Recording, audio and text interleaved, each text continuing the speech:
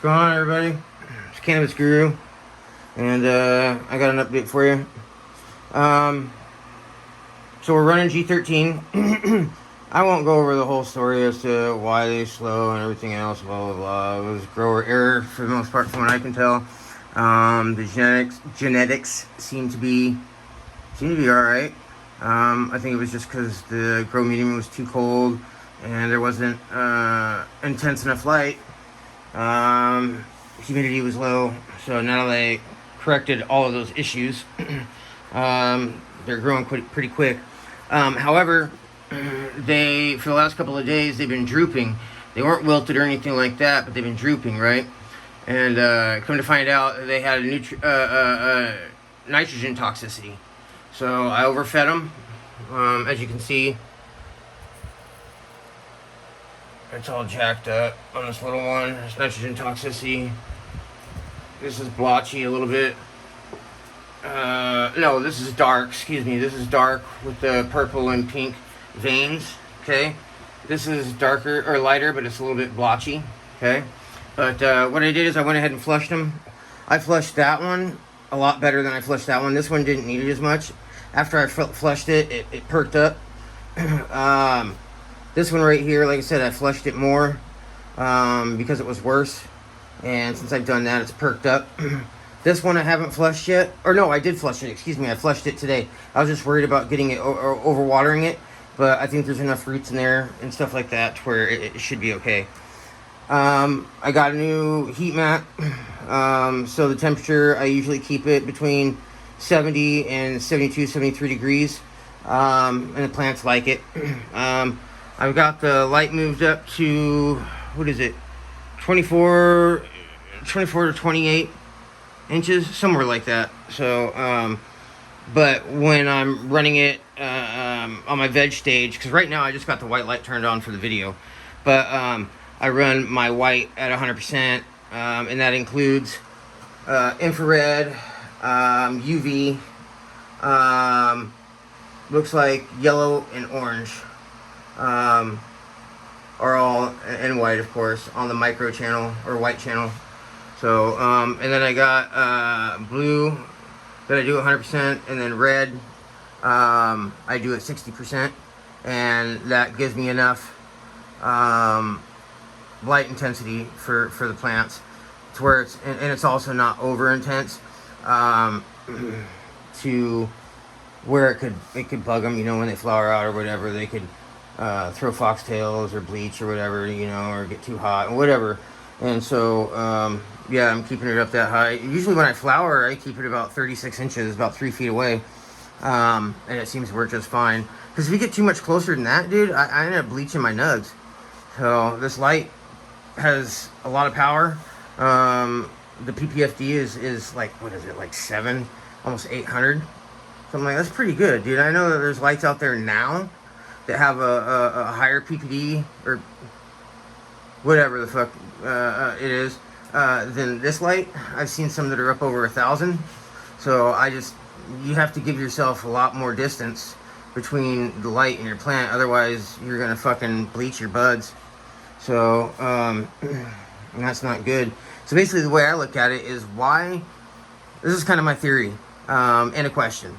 Why have such a high PPD or PF, whatever the fuck it is, with your light for your plants, when you can get, when you have that high, you have to keep your light so far away from them that it's almost pointless. You know what I'm saying? You can get something with a little bit lower PPD and keep it closer to the plants, and I feel like you would get better light penetration.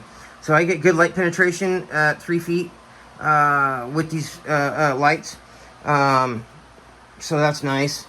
But yeah, these lights kill it, dude. I'm happy with them. I was thinking about maybe buying some new ones. Not necessarily these. Maybe the older model. I don't know, like 2 of them. I can find them new on eBay. But there's also Mammoth that makes really good LEDs. I think they probably got top of the line one right now on the market. You can adjust the spectrum completely, fully adjustable. And then they have a controller, I guess, where you can fine tune it even more. So, adjustable spectrum, dude, customized spectrum is the way of the future. Kind was the first one to do it, and everybody's starting to follow in their footsteps and realize that people want to be able to adjust their spectrum. So it's a big deal to customize your spectrum. You just got to make sure that you know what you're doing, dude, because if you don't have enough light, your plants won't grow properly. So I figured that one out. But yeah, these have been super cropped, what, twice now? 1 and 2, yep, twice. It'll probably get super cropped close around 5 times, and that's just enough to bring these branches all the way up to the top. Okay, hopefully it'll happen, and if it doesn't, these will end up coming off and getting turned, I'll clone them. I'm going to be cloning these plants, but I usually wait till they get bigger and I can pull either bottom branches off or side branches, whatever, and don't have to worry about it. So these ones might end up being the bottoms that come off if they don't stretch up high enough. But yeah, dude, these plants are doing a lot better than they did in the beginning. Like I said, that was grower error on my part. But since then, I've managed to fix my issues, and they're going nice. They're doing nice. So I never used to have the worst issue that I had, or the most common issue that I had when I was growing last time, is I would burn my plants. I would overfeed them. So I would think there was times I thought that they had a deficiency, and I ended up giving them more nutrients when it was too much, when it was actually toxic, and I was thinking it was a deficiency, and then I would just burn the shit out of my plants. You can go back and look at some of my videos where the plants look really good, the beginning of flower and halfway through flower and close to the end, and then at the very end everything's fried. So it's happened to me a few times. I've lost a few plants like that, overfeeding on accident, thinking that it was a deficiency, and it turned out to be a toxicity. So I'm being more careful. It's hard to freaking diagnose these plants, dude, when I'm not a doctor. I'm not a plant doctor, you know what I mean? I usually have to go online and see what the deficiencies are and what the symptoms are to be able to determine what kind of deficiency that I have. And like I said, I've come to the conclusion this is nitrogen toxicity, and all the symptoms are there. So it's classic nitrogen toxicity. And I know this because I flushed it, and they perked back up. And plus, like I said, the leaves are dark, pink, reddish veins. So that's pretty typical of nitrogen toxicity. So also, I turned my table around because the floor slopes this way naturally, and I wasn't getting the runoff that I needed when it was facing that way. And I got new legs. I put on new legs for my table, so now the table's not up so freaking high, and I've got just enough room in between the reservoir and the top, and I can fit my chiller in there. Okay. And everything will run this way, and that gives me room to put another flood and drain table here. And you're like, well, you got equipment. Well, that's going to come out. I got a new AC Infinity one coming. It's going to sit outside the tent. I'm going to get a new dehumidifier, AC Infinity, and it's going to sit outside the tent, and a heater. It's going to sit outside the tent. So I'll have plenty of room in here for another flood and drain table and shit. So yeah, it'll be nice. So I'll be able to run, I'll be able to have 2 different runs of flower. So this one will be running, and then so many, a month or so later or whatever, I'll have this one running, and so on and so forth, and constantly switching it back and forth. My veg tent's going to be really busy. So yeah, things are going to look nice. And I'm probably going to end up having it to where I've got like 4 plants per flood and drain table. I don't really need any more than that. Maybe, I don't know, maybe 6. So it just depends. I don't want to grow super duper big plants. Just because I only have so much room, height wise. Unless I really want to get the Active Aqua ebb and flow setup system. I like it. However, I was also thinking about recirculating DWC. I just don't quite understand it. It's kind of odd. It almost just looks like DWC, not RDWC. I don't know. It just doesn't seem like it would flow good enough, circulate good enough. So I'll have to look into it. What is it? Alibaba and the other one have RDWC systems in there.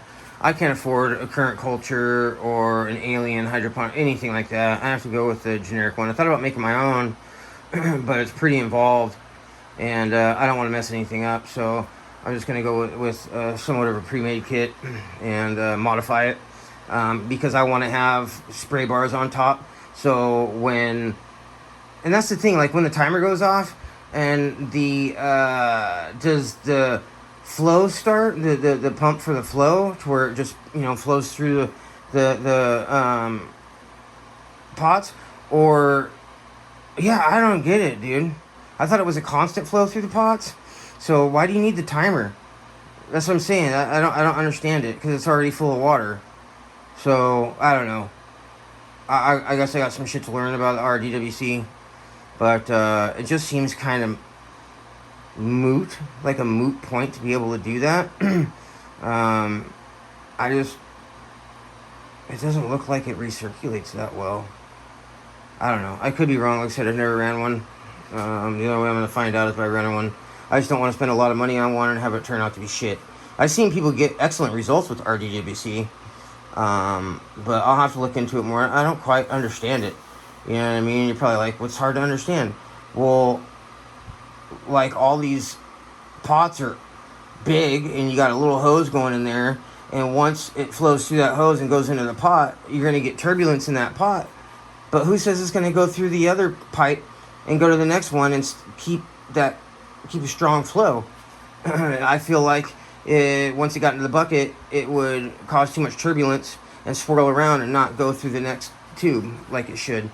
I mean, it'd already be filled with water, but the current wouldn't go through there. So I don't know. It's kind of weird to me. I like the idea, but does it really work? Okay. Like I said, I've seen people get good results, but I feel like, I don't know, dude. I just kind of feel like that the piping, the PVC is almost unnecessary to have a recirculating DWC. I don't know. I could be wrong. I mean, it's cool. You know what I'm saying? It makes it look cool, but does it really work? I know the plants grow out of it really good and shit like that, but so do they with DWC. So yeah, what's the real point of the RDWC? I'd really like to know what the real point is. So if you guys know, post it in the comments down below, please. So anyways, though, let's check parameters real quick. I got the door open, so but 50.6 humidity, 569 ppm, 573, and then 80 degrees.